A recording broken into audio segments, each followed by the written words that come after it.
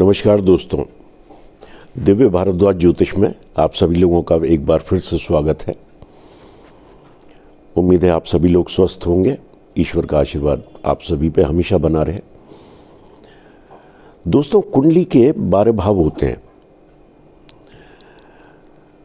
जिसमें 6, 8, 12 जो कि मैं कई बार पहले भी बोल चुका हूं कि त्रिक भाव होते हैं, खराब भाव होते हैं। इनमें बैठा हुआ ग्रह या इनमें पड़ी हुई राशि का स्वामी जहां भी होगा, ज्यादातर वो अच्छे फल नहीं देता। लेकिन कभी कभी ऐसा होता है कि उसमें बैठा हुआ ग्रह अच्छे फल देने लगता है, बल्कि राजयोग कारक हो जाता है, जिसे विपरीत राजयोग बोलते हैं। विपरीत राजयोग को समझने के लिए दो चीज़ों का पता होना बहुत ज़रूरी है। एक तो हमारी कुंडली में जो लग्नेश होते हैं, पहले घर में जो भी राशि पड़ी होती है उसके स्वामी जो होते हैं वो लग्नेश होते हैं। तो लग्नेश की स्थिति मजबूत होनी बहुत ज़रूरी है। मतलब ऐसा ना हो कि लग्नेश खुद त्रिक भाव में बैठ जाए, 6, 8, 12 में बैठ जाए, डिग्री वाइज कमज़ोर हो, सूर्य से अस्त ना हो गए हों। तो लग्नेश की स्थिति मजबूत होना बहुत ज़रूरी है। अगर लग्नेश मजबूत है तो विपरीत राजयोग की हम जो है कहना चाहिए कि मतलब एक पॉइंट उसे विपरीत राजयोग को मिल गया, अगर लग्नेश अच्छी स्थिति में है। और दूसरा है कि 6, 8, 12 का स्वामी, 6, 8, 12 का स्वामी का मतलब 6, 8, 12 में जो भी राशि पड़ी हो उसके स्वामी। तो 6, 8, 12 के स्वामी 6, 8, 12 में ही बैठे होने चाहिए। तो 2 नंबर, मतलब 2 चीज़ें हमें देखनी होती हैं, तो दोनों नंबर हमारे पूरे हो गए। और फिर वो ग्रह जो है राजयोग कारक हो जाता है, राजयोग जैसे फल देने लगता है। जबकि 6, 8, 12 में बैठा हुआ ग्रह ज़्यादातर अच्छे फल नहीं देता, बल्कि उनके स्वामी भी जहाँ भी बैठे होंगे वो अच्छे फल नहीं देते। लेकिन अगर ये 2 चीज़ें पूरी हो जाती हैं कुंडली में, तो 6, 8, 12 में बैठा हुआ ग्रह भी, बल्कि एक तरह से देखा जाए तो 6, 8, 12 का स्वामी ही हो गया। जब 6, 8, 12 में ही बैठेगा तो वो राजयोग कारक हो जाता है और अच्छे फल देने लगता है। तो हम एक उदाहरण कुंडली के माध्यम से इसे समझने का प्रयास करते हैं। आइए देखते हैं इसको। अब जैसे ये है, ये मेष लगन की कुंडली है। 1 नंबर लिखा हुआ है लगन में, तो 1 नंबर का मतलब मेष राशि। मेष राशि के स्वामी होते हैं मंगल। तो विपरीत राजयोग को समझने के लिए 2 चीज़ों का ध्यान रखना बेहद ज़रूरी है। एक तो जो लग्नेश हैं, जैसे इनके इस कुंडली में लग्नेश हुए मंगल, क्योंकि मेष लगन है, मेष लगन के स्वामी जो है मंगल होते हैं। मंगल की स्थिति अच्छी होनी चाहिए। लग्नेश की स्थिति मतलब डिग्री वाइज भी और प्लेसमेंट वाइज भी। डिग्री भी मंगल की अच्छी होनी चाहिए, मतलब करीब 10 से लेकर और 20 तक हो तो बहुत अच्छा है। तो मंगल की स्थिति में मतलब लग्नेश जो भी हो, जैसे यहाँ 1 नंबर है, कोई भी नंबर हो सकता है यहाँ पे 1 से लेकर 12 तक। तो जो भी लग्नेश बनते हों उनकी स्थिति अच्छी होना बहुत ज़रूरी है। ऐसा ना हो कि लग्नेश खुद 6, 8, 12 में बैठ जाएं, क्योंकि 6, 8, 12 वैसे ही खराब घर हैं। तो लग्नेश की स्थिति मजबूत होना बहुत ज़रूरी है।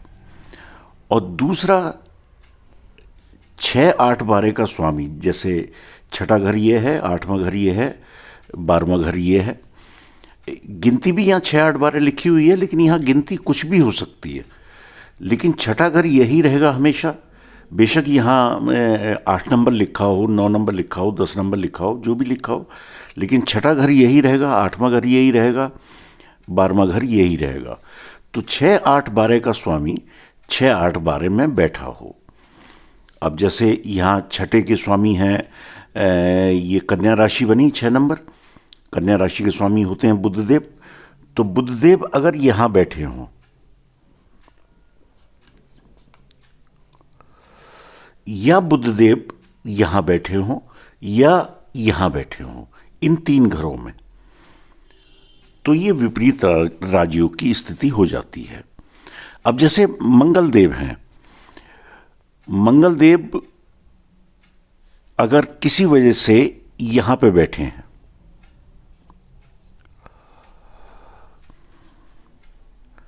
लग्नेश है मंगल और केंद्र में बैठे हुए हैं, बुधदेव यहीं बैठे हुए हैं, तो क्या ये विपरीत राजयोग होगा? नहीं होगा, क्योंकि मंगल देव यहां 4 नंबर में नीच के हो जाते हैं। तो पहली चीज यही ध्यान देना जरूरी है कि लग्नेश की स्थिति मजबूत हो। अब मंगल देव जब खुद नीच के हो गए, तो जब लग्न में ही पावर नहीं है, तो फिर कोई राजयोग काम करता नहीं है। तो सबसे पहले हमें यही देखना आवश्यक होता है कि लग्नेश अच्छी स्थिति में हो और 6, 8, 12 का स्वामी 6, 8, 12 में ही बैठा हो। अब जैसे यहाँ पे ये मीन राशि बनती है, मीन राशि के स्वामी बृहस्पति देव होते हैं, गुरुदेव। तो गुरुदेव यहाँ बैठ जाएं, यहाँ बैठ जाएं, यहाँ बैठ जाएं, तो ये विपरीत राजयोग में आ जाएंगे। अब एक चीज और देखना आवश्यक है कि जैसे बुधदेव हैं यहाँ पे, अब इनके एक तरफ तो शनिदेव हों और दूसरी तरफ राहु देव हों,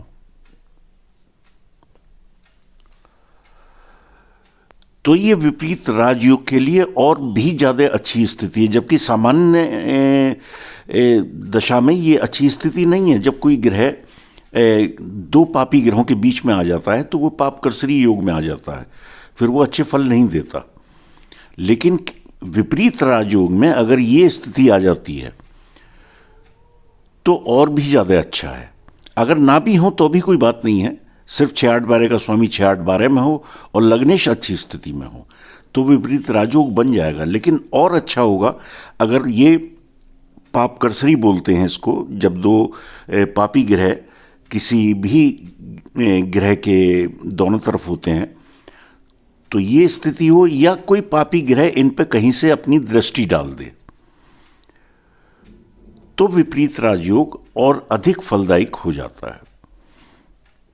मुख्यतः यही ध्यान देना ज्यादा आवश्यक है कि लग्नेश हमेशा अच्छी स्थिति में हो, लग्नेश खुद कमजोर ना हो, डिग्री वाइज भी और प्लेसमेंट वाइज भी। तो इन 2 चीजों का बस ध्यान रखना आवश्यक है। अगर इस स्थिति में आपका ग्रह है, तो वो विपरीत राजयोग में है।